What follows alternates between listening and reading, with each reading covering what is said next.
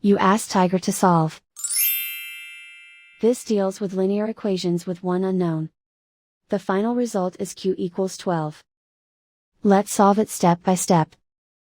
Group all constants on the right side of the equation.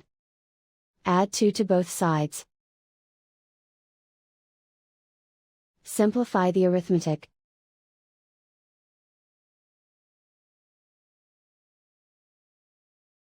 Isolate the q.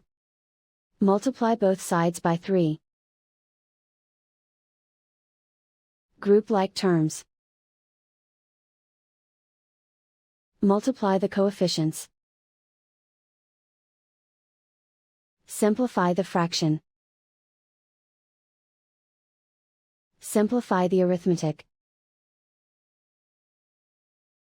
And so the final result is q equals 12.